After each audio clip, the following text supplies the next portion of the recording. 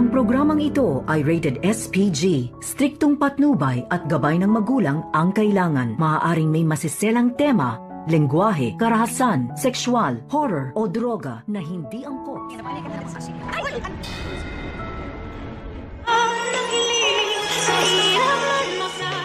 Ngayong Sabado, narito na nga ang ating pakaabangan sa episode na abot kamay na pangarap.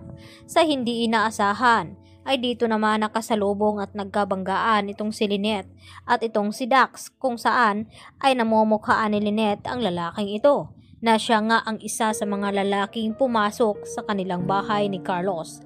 At dito naman na sinabi ni Lynette kay Diyosa na tandang-tanda niya ang mukha ng lalaki ito, at lalo nang nagsalita ang lalaki na humingi siya ng pasensya dahil hindi na daw niya nakita itong si Lynette at Diyosa. At dahil dito, sinabi agad ni Lynette kay Diyosa na kinakailangan daw na tumawag agad sila ng pulis dahil kumbinsido talaga itong si Lynette na ang lalaking nasa harapan nila ay ito yung mga magnanakaw. At dito naman nadali-dali din na umalis itong si Dax at pinuntahan nga itong si Nerissa. At hindi nga mapakali at tinanong ni Nerissa itong si Dax kung ano daw ang nangyari, na parang daig pa ang nakakita ng multo. At sumagot naman itong si Dax dito kay Nerissa na mas malala pa sa multo ang kanyang nakasalubong, at ito na ngang si Lynette. Dahil dito, bumabalik naman sa alaala ni Lynette ang pagmumukha ng lalaking iyon hanggang sa kinalabit siya dito ni RJ, at gulat na gulat itong si Lynette, at hanggang sa napayakap itong si Lynette dito nga kay RJ dahil sa sobrang takot at trauma. At agad naman na tinawagan agad nila itong si Carlos at agad ibinalita ang kanilang nasalubong at nakabanggaan na walang iba kundi itong isa sa mga magnanakaw na pumaloob sa bahay ni Carlos. At dali-dali naman na pinuntahan ni Carlos itong si Lynette dahil nag-alala nga ito, at dahil kasama din naman ni Lynette itong si Diyosa at itong si RJ. At nagtataka itong si Carlos kung bakit pati si RJ ay naroon. Yun nga ay may dinaanan nga itong si RJ at papunta nga ito sa presinto ng pulis upang makibalita kung may update ba dito sa mga hinahanap nilang kriminal sa nangyaring ang aksidente kay Lolo Pepe.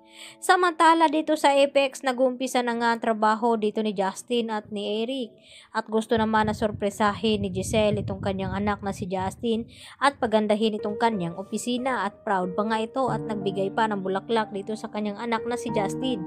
Subalit ay maya-maya nga ay tila hindi nagustuhan ang presensya dito ni Giselle kay Justin, at agad na itinapon ang bulaklak, at dito naman na hindi nagustuhan ni Eric at tumaas nga ang boses dito ni Justin dito nga kay Giselle na wag daw magpakaina dahil matagal na nga daw niya itong itinakwil, at tila hindi nagustuhan ni Eric.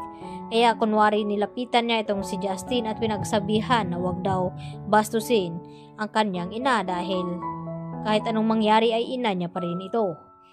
At matapang naman na tinanggap ngayon ni Annalyn itong hamon ni Doc Carlos Benitez dahil nga sa hindi inaasahan na panauhin na bisita na si Ma'am Pokwang. At dito nga na nakihalubilo nga ito at nakilala ni Annalyn.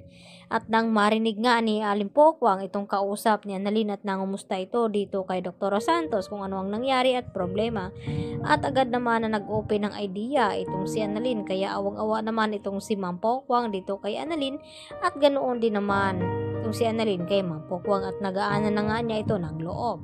At mamang na nga daw ang gustong ipatawag ni Ma'am Pokwang dito nga kay Annalyn Santos sa kanya. Kaya agad naman natutulungan ito ni Ma'am Pokwang itong si Annalyn upang maipanalo itong challenge na ibinigay ni Carlos Benitez sa kanya. Kaya yan naman ang ating pakatutukan bukas mga kapuso. Dito lamang yan sa Abot Kamay na Pangarap. Yan lang po at marami pong salamat. Bye!